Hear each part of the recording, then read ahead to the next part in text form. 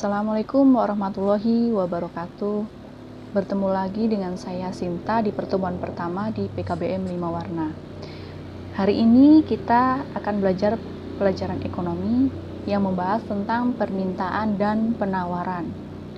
Sebelum masuk ke permintaan dan penawaran, pernahkah Anda melihat transaksi antara pembeli dan penjual di suatu pasar, atau melihat dua orang yang saling bertransaksi? Nah, sebelum melakukan pembahasan, kali ini kita akan mengetahui dulu pengertian permintaan. Nah, kegiatan yang dilakukan oleh konsumen itu disebut permintaan. Nah, permintaan ini dibagi menjadi 3. Yang pertama, permintaan efektif. Yang kedua, permintaan absolut. Dan permintaan potensial. Permintaan efektif ialah permintaan konsumen terhadap barang atau jasa disertai daya beli. Sudah jelas ya. Berarti mereka sudah nyata melakukan daya beli, adanya kemampuan untuk membayar. Nah, kedua, permintaan absolut. Nah, ialah permintaan konsumen terhadap suatu barang atau jasa yang tidak disertai daya beli. Biasanya hanya didasarkan oleh kebutuhan saja. Kemudian permintaan potensial ialah permintaan konsumen terhadap suatu barang atau jasa yang disertai daya beli tetapi belum melakukan pembelian. Berarti ini masih dalam tahap perencanaan, belum melakukan transaksi ya. Nah, dalam melakukan permintaan, tentu saja kita harus mempertimbangkan apa saja faktor-faktor yang mempengaruhi permintaan. Nah, ketika melakukan permintaan, kita biasanya mengetahui dulu apa bentuknya, berapa harganya, dan sebagainya. Nah, yang pertama itu apa sih faktornya? Yang pertama itu harga barang itu sendiri. Nah, sebagai contoh nih, dengan keadaan normal, biasanya contoh seorang siswa nih, biasanya membeli es campur seharga 4.000. Karena harga BBM naik, mereka pun ikut mempertimbangkan untuk memilih barang lain yang lebih murah. Misalkan es teh saja yang harga 2.000. Nah, mempertimbangkan ya. Kemudian dua, harga barang substitusi dan barang komplementer suatu barang terhadap barang lain apabila dapat menggantikan fungsi dari barang tersebut. Nah, sudah jelas ya, biasanya itu mereka mempertimbangkan suatu contoh, misalkan untuk mendekati hari raya kan biasanya harga barang daging sapi naik. Nah, untuk kalangan biasanya lebih memilih yang lebih murah, misalkan daging ayam. Nah, permintaan daging ayam tersebut mengakibatkan permintaan daging ayam yang meningkat. Yang ketiga yaitu pendapatan konsumen. Sudah jelas, semakin tinggi pendapatan seorang, maka permintaan suatu barang atau jasa pun semakin tinggi pula, baik dari jumlah, kualitas maupun variasinya. Biasanya kalau misalkan orang kaya tidak cukup untuk makan sayur, lauk, biasanya ada tambahan, misalkan dessert gitu ya, yang secara spesifik lebih mengedepankan seleranya masing-masing karena mereka pendapatannya tinggi. Nah, kita akan bahas tentang selera.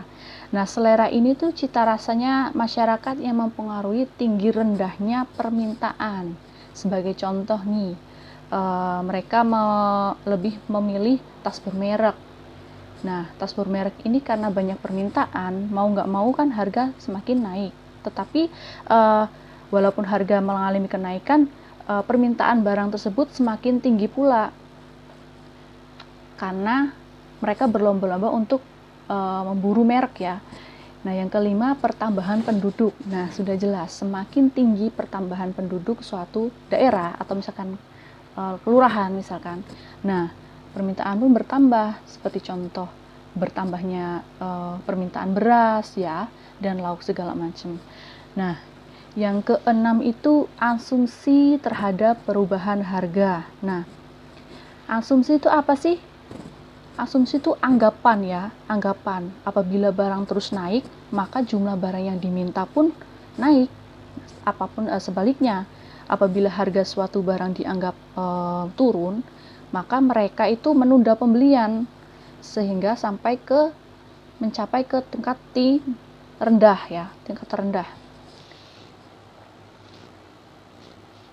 Kemudian untuk melakukan penawaran, seorang produsen nih, kita membahas tentang penawaran, berarti ini tentang produsennya. Apa aja nih yang dipertimbangkan? Nah, yang pertama itu harga barang itu sendiri. Nah, dalam hukum penawaran, jumlah barang yang ditawarkan dipengaruhi oleh perubahan harga. Nah, perubahan harga itu bertujuan untuk apa sih? Ya, untuk meraih keuntungan yang lebih besar. Nah, yang kedua, kemampuan teknologi. Tidak dipungkiri ya, kita di masa zaman yang teknologi semakin canggih. Nah, sebagai contoh nih, karena teknologi semakin maju, misalkan suatu perusahaan biasanya tidak menggunakan mesin jahit memproduksi 2 baju atau 3 baju karena mereka menggunakan mesin jahit listrik, sehingga unit yang dihasilkan semakin besar, maka penawaran pun semakin meningkat. Kemudian harga input. Nah, harga input ini semakin berkaitan dengan keuntungannya, maka semakin banyak yang ditawarkan. Nah, biaya produksi harga ini dipengaruhi oleh misalkan upah tenaga kerjanya berapa sih, bunga modalnya berapa, sewa tanahnya berapa, dan keuntungan yang diperoleh oleh wirausaha. Nah, yang keempat, jumlah perusahaan dalam industri. Sudah jelas ya. Dalam jangka panjang ini, sekarang pasar udah banyak perusahaan baru nih. Misalkan barang yang ditawarkan pun meningkat ya. Seperti misalkan produksi tahu. Sekarang udah banyak nih yang produksi tahu. Nah, secara tidak langsung kebutuhan tahu pun untuk diolah berbagai macam olahan pun meningkat. Nah, yang keenam, perakiraan harga di masa depan. Nah, udah jelas ya, perakiraan. Apabila permintaan harga semakin banyak atau barangnya itu semakin banyak dicari, maka penawaran pun meningkat. Seperti itu.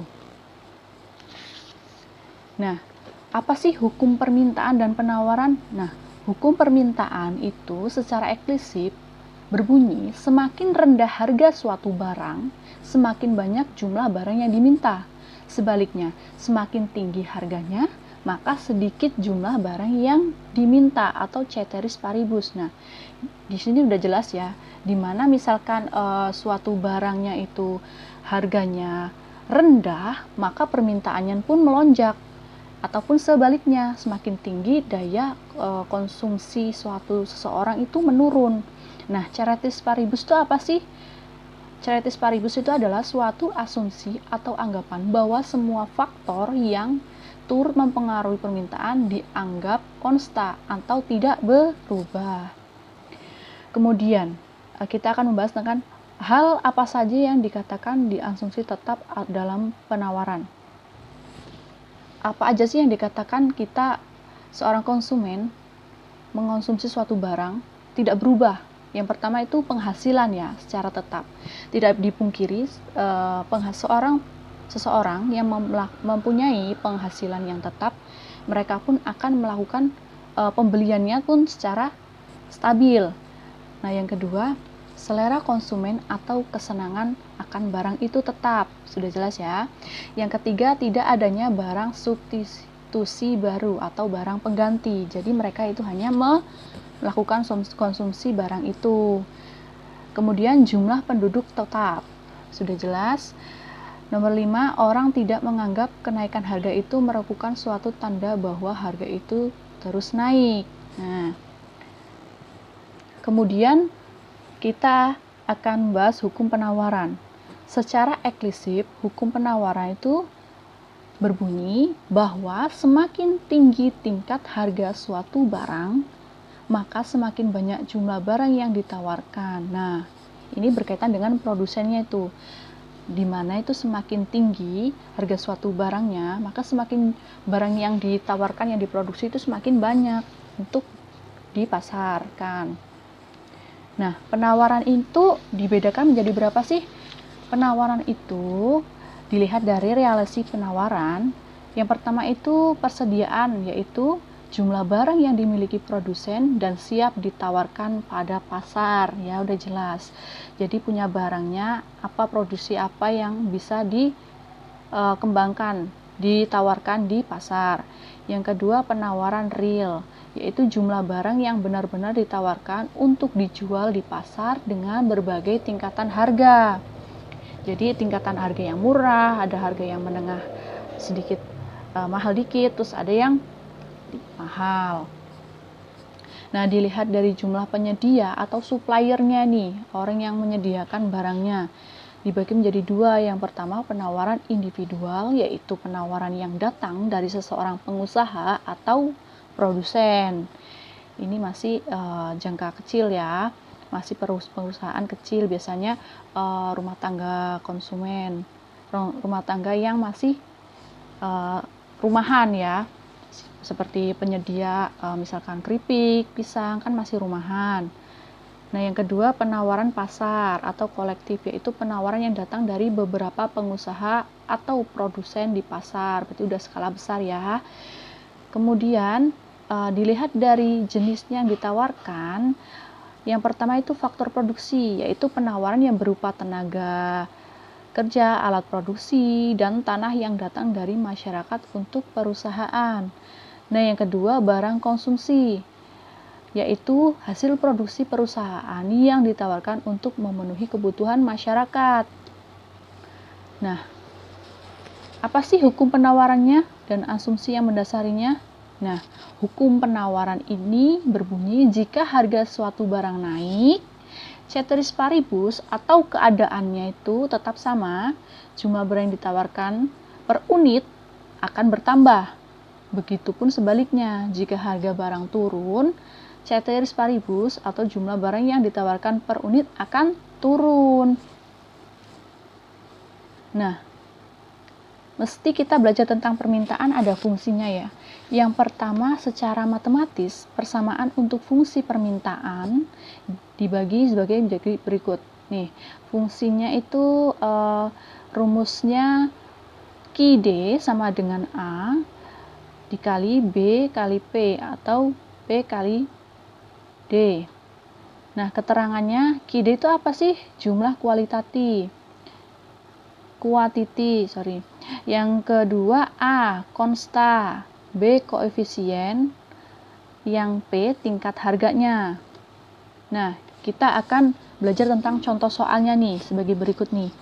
Misalkan nih, suatu fungsi permintaan jika diketahui A sama dengan 4, B sama dengan 2, dan P sama dengan 10 perak. Nah, berapa jumlah barang yang diminta? Nah, fungsi permintaannya kita tulis dulu ya rumusnya sebagai berikut. Q D sama dengan A min B kali P. Nah, gimana Bu cara penyelesaiannya? Kita masukin dulu ya. Q D-nya berapa? Belum ada kan? Nah, A-nya berapa? A-nya 4 dikurangi dengan 2 ya. P-nya kan belum diketahui, jadi 2P. Nah, 4 dikurangi 2 kali 10. Jadi kita perkalian dulu ya, 10 kali 2. 10 kali 2, 20 dikurangi dengan 4, sama dengan 16. Nah, jika apabila harga Rp10, jumlah barang yang diminta adalah 16 hasilnya. Nah, jika digambarkan dengan grafik, dengan fungsi permintaan Q D sama dengan 4 min 2P sebagai berikut. Nah, jika P sama dengan 0, maka Q sama dengan 4. Jika Q sama dengan 0, maka P sama dengan 2. Nah, grafiknya seperti ini ya. Kita gambar grafiknya dulu. Nah, sudah jelas 2-nya dari B-nya ya. Kita tarik ke bawah. Seperti itu. Nah, untuk fungsi penawaran dapat ditulis sebagai berikut. Fungsi penawaran sebagai berikut. QS sama dengan A kali BP. Perhatikan contoh soal berikut ya. Nah, diketahui penawaran suatu barang ditunjukkan oleh persamaan QS sama dengan min 6 ditambah 3P. Nah, berapa jumlah barang yang ditawarkan bila harga barang yang ditawarkan adalah Rp 3 perak ya. 3 rupiah. Jika P sama dengan 0, maka Q sama dengan min 6. Nah, jika Q sama dengan 0, maka P sama dengan 2. Gimana fungsi penawarannya? Rumusnya kita masukin dulu ya. Nah, seperti ini. Berarti min 6 ditambah 3P dengan P plus 3. Nah, hasilnya min 6 tambah 3 kali 3 berarti 9. 9 dikurangi 6 sama dengan 3. Nah, grafiknya seperti ini ya. Nah, sekian pembahasan kita hari ini. Semoga mudah dimengerti dan bermanfaat. Saya akhiri. Wassalamualaikum warahmatullahi wabarakatuh.